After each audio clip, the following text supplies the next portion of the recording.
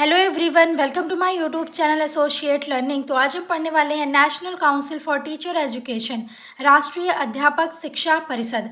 ये जो हम तैयारी कर रहे हैं ये हम एमएड एंट्रेंस के लिए कर रहे हैं। अगर आपने अभी तक एमएड एंट्रेंस के जो फॉर्म है वो फिलअप नहीं किए हैं तो पहले जाकर के फॉर्म फिल कर लीजिए। और अगर आपको कोई दिक्कत आ रही है फॉर्म फिल करने में तो पीयूष सर ने एक वीडियो डाली हुई है कि आप जो फॉर्म फिल का प्रोसेस है उसकी वीडियो पड़ी हुई है चैनल पर, तो आप जा करके उससे देख सकते हैं। ठीक है। और मैं आपको एक बात और बता दूं कि हो सकता है जो एग्ज़ाम है वो जून के फर्स्ट वीक में हो जाए। पिछली बार भी जो हमारा एग्ज़ाम है वो जून के फर्स्ट वीक में हो गया था, तो ऐसा ही हो सकता है कि ऐसा अब की बार भी हो, तो इसलिए अपनी तैयारी को बहुत अच्छी बनाए रखें। वीडियो को शुरू करने से पहले अगर आप चैनल पर नए हैं तो चैनल को सब्सक्राइब करें, बेल आइकन को प्रेस करें।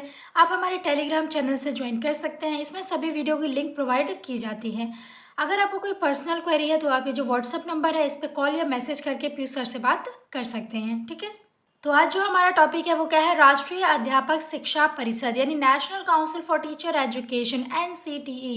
सबसे इम्पॉर्टेंट तो पहले इसका फुल फॉर्म हो जाता है। मैंने आपको बताया है कि आपको जो फुल फॉर्म है वो इंग्लिश में लर्न करने हैं। एक मैं पूरी फुल फॉर्म की वीडियो लाऊंगी, उसमें 20 या 30 करीबन जो फुल फॉर्म होंगे, मगर उससे पहले आप जैसे जैसे कि मैं वीडियो बना रही हूँ उसमें जितने भी फुल फॉर्म आ रहे हैं उसको आप एक साइड में लिख रखिए। इससे क्या होगा कि आपको बाद में कोई परेशानी नहीं होगी। तो NCTE का जो फुल फॉर्म है वो क्या हो जाएगा, national council for teacher education.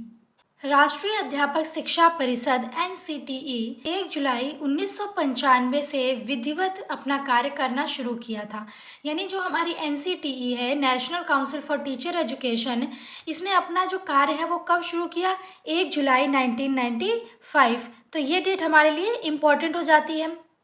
Next point है, राष्ट्रीय अध्यापक शिक्षा परिषद संसद द्वारा पारित अधिनियम 1995 के अंतर्गत स्थापित एक वैधानिक संस्था है जिसका कार्य संपूर्ण भारत में अध्यापक शिक्षा का नियोजन एवं समग्र विकास करना है। इस समावेश के अनुपालन में इसमें विभिन्न स्तर के अध्यापक शिक्षा में सुधार हेतु उत्प्रेरक का कार्य किया है। तो जो हमारी राष्ट्रीय अध्यापक शिक्षा परिषद है वो बोलते हैं कि जो शिक्षक हैं, जो अध्यापक हैं, उनका विकास कितना हुआ है ये देखती है। वो किस लेवल तक पढ़े हैं, उनमें कितनी क्षमता है पढ़ाने की और उनमें सुधार करना। तो ये किसका है, NCTE का कार्य है। ठीक है। और ये जो NCTE है वो संसद द्वारा पारित की गई है। ये हमारे लिए इम्पोर्टेंट है कि जो NCTE है वो किसके द्वारा पारित की गई है, तो संसद द्वारा इसको पारित किया गया है। और ये एक वैधानिक संस्था है और जिसका कार्य संपूर्ण भारत में ये क्या है, ऑल ओवर इंडिया ये वर्क करती है। ठीक है।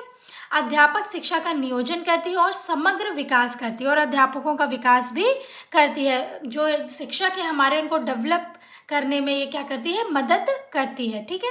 नेक्स्ट पॉइंट है, राष्ट्रीय अध्यापक शिक्षा परिषद NCTE का मुख्य उद्देश्य संपूर्ण देश में अध्यापक शिक्षा प्रणाली के योजनागत और समन्वित विकास को प्राप्त करना और इससे संबंधित मामलों हेतु एवं अध्यापक शिक्षा प्रणाली में मानकों और मानदंडों का विनियमन और उचित अनुरक्षण करना। यानी कि ये भी देखता है कि जो अध्यापक हैं उनके जो मानक हैं, उनके जो मापदंड हैं वो पूरे हुए हैं या नहीं।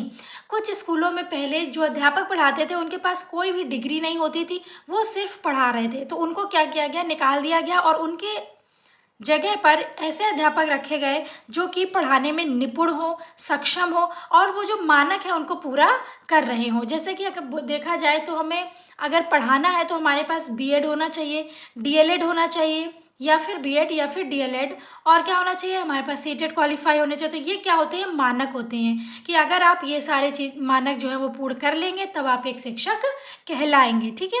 तो हमारे लिए इसमें इम्पॉर्टेंट हो जाता है NCTE का फुल फॉर्म सबसे पहले। दूसरा कि ये जो विधिवत अपना कार्य कब इसने शुरू किया, तो 1 जुलाई 1995 को संसद द्वारा इसको पारित किया गया। ये एक वैधानिक संस्था है और ऑल ओवर इंडिया ये वर्क करती है। जो शिक्षक है उनके मानकों को, उनके मानदंडों को क्या करती है, विनियमन करती है। नेक्स्ट हम देखेंगे राष्ट्रीय अध्यापक शिक्षा परिषद के उद्देश्य यानी aim of NCTE, national council for teacher education. First हमारा है जो एम, मापदंडों का निर्धारण और संचालन के लिए प्रणाली की रचना करना।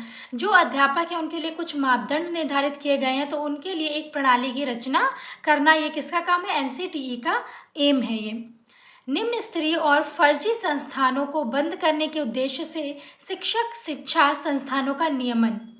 अध्यापकों की सतत शिक्षा पर बल देना, यानी जो अध्यापक हैं वो क्या हो, सतत शिक्षा पर उनकी बल देना। ठीक है।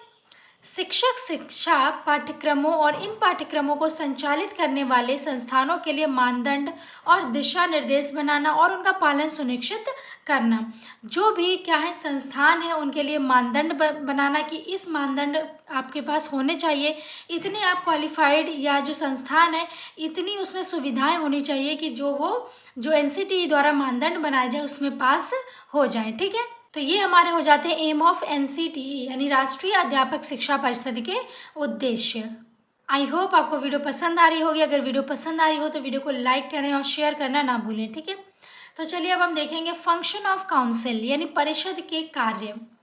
शिक्षक शिक्षा के विभिन्न पक्षों के संबंधित सर्वेक्षण एवं अध्ययन करना व प्राप्त परिणामों को प्रकाशित करना, यानी कि जो शिक्षक और शिक्षा है उसके विभिन्न पक्षों को देखना, उसमें सर्वेक्षण करना, अध्ययन करना और फिर उन जो प्रमाण हैं उनको क्या करना, प्रकाशित भी करना। शिक्षक शिक्षा के क्षेत्र में विभिन्न उपयुक्त कार्यक्रमों की भारत तथा राज्य सरकारों, विश्वविद्यालय अनुदान आयोग तथा स्वीकृति संस्थानों की संस्तुति करना। ठीक है। नेक्स्ट है स्कूलों तथा मान्यता प्राप्त संस्थानों में शिक्षक के रूप में नियुक्ति के लिए न्यूनतम अर्हता के संबंध में मार्गनिर्देशन तैयार करना, यानी कि अगर आप स्कूल में किसी स्कूल में आप एज अ टीचर अगर वहाँ पर आप अपॉइंट हुए हैं तो आपके पास न्यूनतम अर्हताएँ होनी चाहिए, जैसे कि आपके पास BEd डिग्री होनी चाहिए, या फिर अगर आप प्राइमरी के टीचर हैं तो आपके पास DLEd होना चाहिए और आप CTET पास होने चाहिए।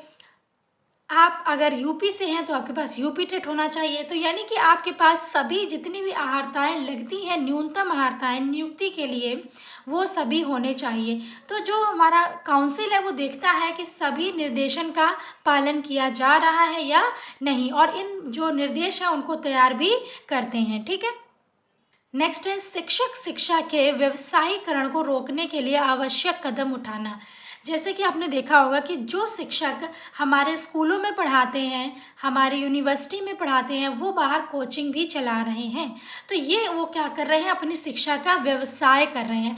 तो इसको रोकने के लिए बोला गया कि इसको हमें रोकना है। हमें जो शिक्षक हमारे स्कूल में पढ़ा रहे हैं वो अलग से कोई व्यवसाय या फिर कोचिंग सेंटर नहीं खोल सकते, ये एक नियम है। ठीक है।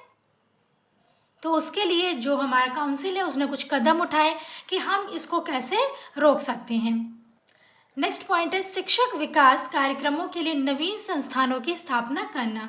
जो शिक्षक है उनका विकास करने के लिए कई कार्यक्रम कराए जाते हैं, जैसे कि डिबेट हो गया या फिर कुछ टीचर्स की कोई एक्टिविटी हो गई। ऐसे कराने से क्या होता है, जो टीचर्स हैं उनमें भी कुछ डेवलपमेंट आता है, कुछ बदलाव होता है। तो इसीलिए बहुत सारी नवीन संस्थाएँ भी ओपन की गई हैं। तो आज के लिए इतना ही रखते हैं। आई होप आपको समझ में आया होगा। आज हमने NCTE के बारे में पूरा डिस्कस किया।